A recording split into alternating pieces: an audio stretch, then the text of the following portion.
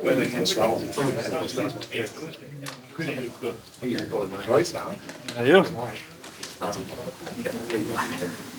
I speak? Just there.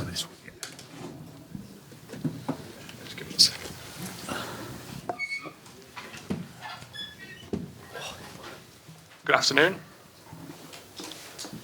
Keith, do you want to kick us off? Sean, how are you doing? Yeah, I'm all good. Are you? Yeah, nice to see you. You were arguably man of the match over in Milan away. Crucial goal against PSG in the last game. Borussia Dortmund up next. How do you top that?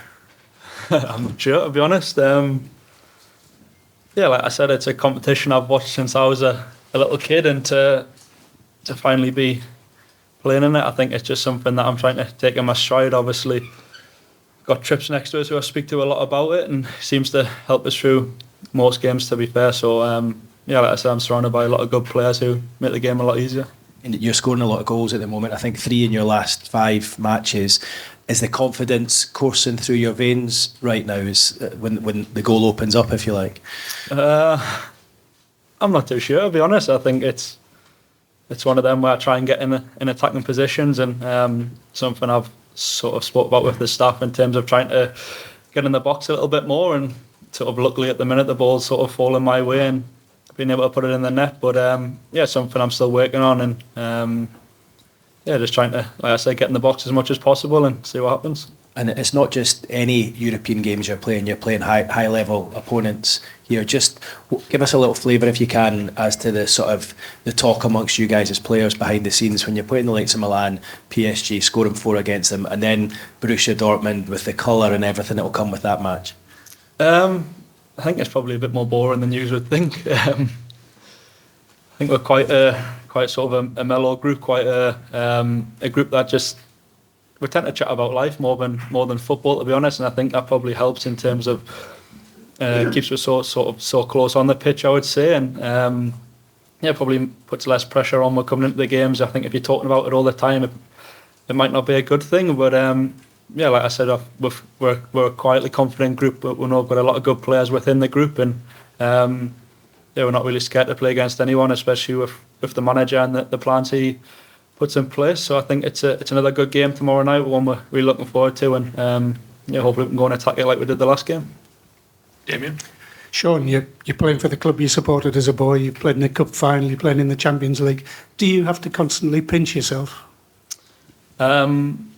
Yeah, considering probably where me and a lot of the lads were 2.5 years ago, I think even sitting in this position doing a press conference before a Champions League game seemed sort of nearly impossible, I would say. So I think now we're just sort of trying to enjoy the momentum and enjoy the good times, I would say. I think it's been a long time coming, and probably something that we didn't think would happen. So for us to be in this position now is a real privilege, and to get to experience sort of great nights in massive competitions is what every player wants. And yeah, like I said, one we're really grateful to be a part of. Great. Are you aware, Sean, of all the talk around you with regards to England at the moment? I've not spoke to my dad about it or my brother, so no, probably not. So if it doesn't come from them, then I tend not to say a lot of it, which is probably a good thing for me. Well, there is a lot of talk, I'll tell you. What do you think of that? Is that an ambition? Do you think you're there, you're good enough? To be fair, I look at that England group and sort of see top level players who've been at the top level for a long time, and like I said, I get to work next to Trips a lot, and sort of for me he's the pinnacle of our team. He's an international player who's played a lot of games, and yeah, like I said, it's not really something I look at. It's not really something I think about. There's a lot of good players in my position, and yeah, like I said, it's mostly just focusing on Newcastle and trying to play as well as I can here. It's been a long road to try and get in the position I'm in terms of trying to play as much as I can for Newcastle. So I think for my focus to sort of go anywhere else would be sort of not right, I would say. And like I said, all I want to do is play well for Newcastle, and whatever else happen will happen. Lee, then Kieran? Sean, your uncle Alan Thompson scored in the Champions League against Barcelona. Have you got any memories of that as a kid, or have you spoke to him about it, asked him for any tips? I know you've already got one goal in the Champions League, but few memories on that. Yeah, it's funny. I still remember going around his house and he's got Ronaldinho's top up, and yeah, probably never in a million years did I think I'd be playing the same competition, and it's it's really special. To be honest, I hadn't thought about that a lot before, and it's it's a really nice memory actually, because like I said, I remember going around his house and seeing the tops and seeing the top level players that he played against, and seeing the goal lots and lots of times, and it's probably something I hadn't really thought about, but probably should have. And just obviously, you spoke about the journey before the takeover and now after it. How good is it that there's so many familiar faces around still from before the takeover? Yeah, I think it's amazing. I think it shows that there was still a lot of quality here before the takeover. I think we've been lucky to be able to find a manager who's sort of fitted our style, I would say, and he sort of, in a way, taken the leash off and made her a little bit more attacking and a little bit more front foot. And I think we're just trying to repay him now.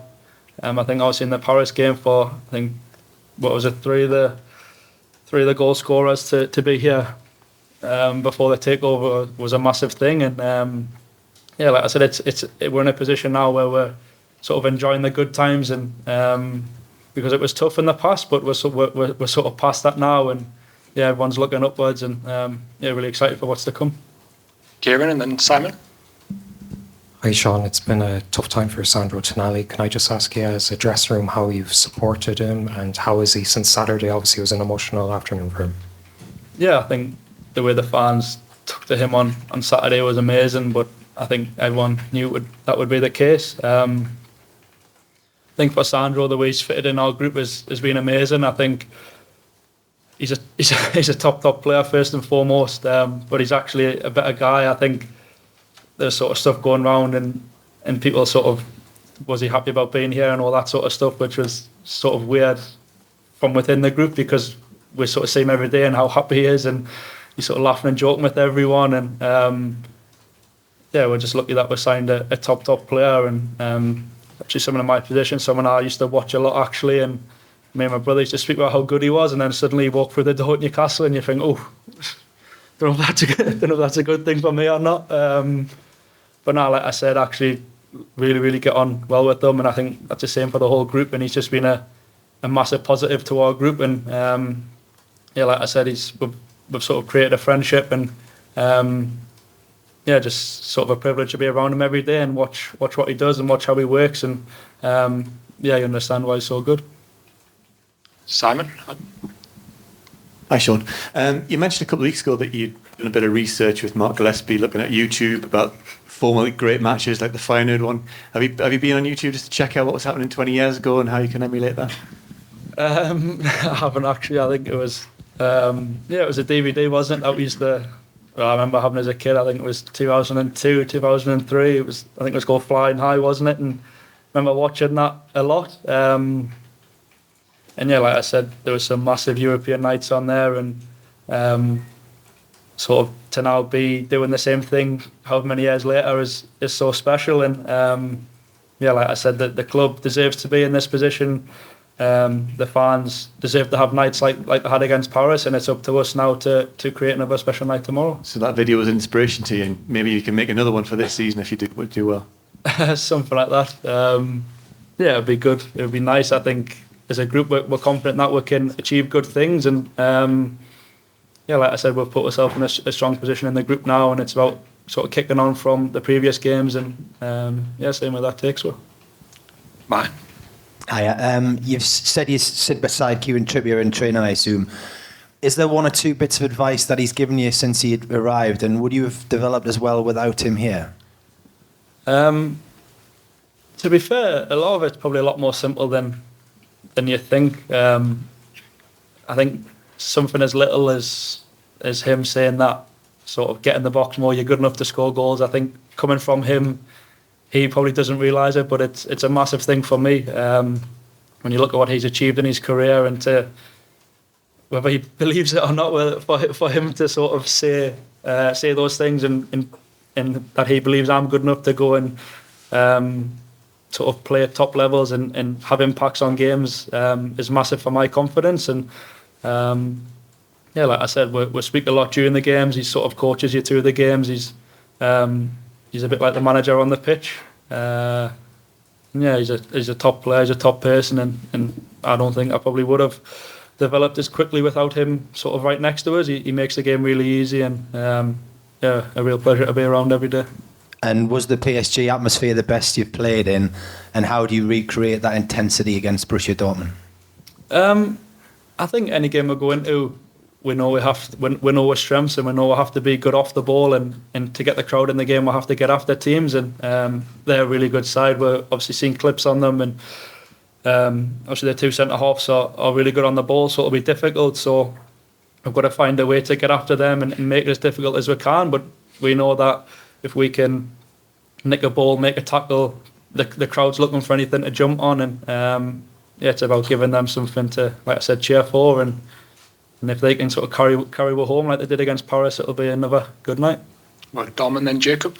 Hi Sean, just as a player and as a fan, can it get any better than last time out here against PSG? Yeah, look, it's up to us to go and create another night like the Paris night, and I think if we win the game, it'll be just as good a night. Like I said, it's going to be tough. They're a top side with some really, really good players in it.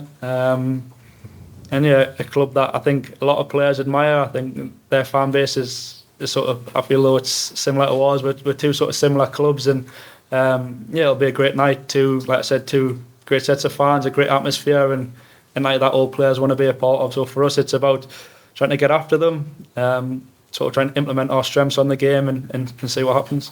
And a really daft one, but I just wanted to give you the chance to address the rumours doing the rounds on social media about you going travelling. I know the gaffer wouldn't give us a month off, so I was a bit gutted. Like, yeah, I don't really know what to say to it, to be honest. I think on one hand, I think it's a bit scary that sort of one person can write something that's not true, and then the amount of people that think it is true is nuts. Obviously, my pals were telling us about it a bit, so I got a bit of a chuckle out of it. But yeah, it's probably not a good thing that someone can start a rumour and then a week later everyone thinks it's true. So yeah, I'm not sure what to say, to be honest. Jacob. Hey Sean, just going back to trying to get into the box more, like you mentioned at the start, you scored from like an underlapping run against PSG. I think a similar one against Southampton last season, and made that movement loads against Palace at the weekend. So I was wondering if you just explain a bit more kind of how you think that part of your game's developed, and kind of how the coaching staff are helping you with those off-ball runs. Yeah, I think it's sort of a massive part of the game now, I would say. I think if you watch, I think De Bruyne at City, a lot of his good work is sort of done from that run or from that movement. So I actually try to watch him a lot and see how he gets in there. And then with the coaches, they keep it quite simple. It's more about timing and probably not being too eager to get in there. I think in the past I've tried to make the run, but if you get in there so early, then you're not going to really gain anything from it. So it's about picking the right time and probably being a little bit more patient, I would say, as a team on the ball, and maybe looking for that option a little bit more, and instead of, if it's not on, going the other side straight away and stuff. And but it's all learning. Like I said, it's sort of transitioning from sort of front foot team in terms of winning the ball back, but we also want to control the game with the ball. And yeah, I think we've sort of doing some good early work with that, but we know we can improve. But yeah, like I said, there's lots of patterns and stuff that's really exciting for me to be a part of, and yeah, really enjoying it. Cheers. To Jordan and then Aaron on the front, please. Hi Sean, a simple one really, but do you feel you're playing the best football you've at currently? Yeah, look, I think it's no secret that it's definitely the most enjoyable period I've had in my career. I think it's probably up to the manager whether he thinks I'm playing well or not. But like I said, I'm in a team that I love being a part of. I love coming in and playing with this group of players every day. The fact that I can sort of wake up and be excited about coming in is something that I'm really grateful for, because obviously that wasn't always the case. And yeah, like I said, I'm loving every second of it. I'm just trying to enjoy it as much as I can, play for a smile on my face, and yeah, like I said, just trying to enjoy it more than anything. And a lot of the time, if you're enjoying it, you end up playing a lot better. So yeah, I think that's for other people to judge, but yeah, I'm really enjoying it. It's a similar question, to be honest, Sean, but at the start of the season, Newcastle were obviously in a bit of a tricky situation. You come back into the team, they're now 7 consecutive games unbeaten. Do you feel now like you're, probably playing the most important part in this team that you have done since you've been in the first team? I think it's a hard question to answer. Obviously, we played against some top teams at the start of the season, so I think it was always going to be a difficult start. I don't actually think we played particularly badly. Maybe once at Brighton where we didn't hit the levels that we know we can do. But for me, it was just about watching from the side and seeing or knowing when I did get a chance, it was about trying to take that opportunity. I think, like I said, to be part of the group is really special, and it's such a strong squad that there's going to be competition, and you know you're not going to play every single game. So for me, it was just about watching and hopefully getting a chance. And like I said, got a bit lucky that you get a few good results when you come in the team, and probably people think you're better than you are, which is obviously good for me. But yeah, like I said, I think the whole team's playing well at the minute, and there's a lot of other players who are playing probably better than me at the minute who are keys to that. We've got Mark and then the gentleman at the back to wrap us up, please. You mentioned about seeing Ronaldinho's shirt with your uncle. Is it right that you got Mbappe's shirt and gave it to Kieran Trippier to give to his son last time? No, it's definitely not true. I wasn't giving it away if I got it. No, he sort of beat us to it. I think I knew after the last game that there's quite a lot of interviews and stuff to do after the game, so I knew that someone else was going to nick it in that time, so I was a little bit gutted, but like I said, it was probably more important that night that I kept my top, and it was a culmination of a lot of years of hard work to get into that position, so looking back, it was probably a good thing that I kept mine. So you kept yours as a kind of keepsake, was it? Aye. Yeah. Oscar behind you, if that's right, Mark, please. Just on Sandro, are you confident as a midfielder, as a team, that you will cope with any absence that does come? Yeah, of course. Obviously, we don't know what the outcome of the stuff with Sandro is yet, and like I said, we've got Joe Willock coming back, Joe Linton's back fit, and obviously Elliot's stepped up massively. Obviously, we've got the little superstar in Lewis Miley as well coming through, who I absolutely love, and hopefully he can maybe get a few more minutes as well. But I think the big one coming back is Joe Willock. I could sit here all day and sort of tell you how good he is, and even watching him in training this week, he looks like he's not missed a minute. So yeah, if anything, I'm just really excited to have Willie back. We know how important he is for us. I think the team plays its best when Willie plays, and he's able to sort of drift, and no one can do what he does in our team in terms of the way he moves with the ball and how confident he is with it. And like I said, more than anything, just really excited to have him back, and so hopefully he can show what he can do on the stage as well. And last question at the back, please. Hi, Sean. You said earlier on that go back 2 years, you didn't think you'd be sat here doing something like this. How are you and the group adjusting to those higher expectations of you now? I think we'll probably just try and, like I said, not listen to a lot of the stuff from the outside. So I think as a group we have our expectations and standards that we have to hit. Manager sets them high, and ultimately if he's happy with where we're at, then I think as a group we're happy. It sounds a bit horrible, but sort of the stuff from the outside doesn't really bother.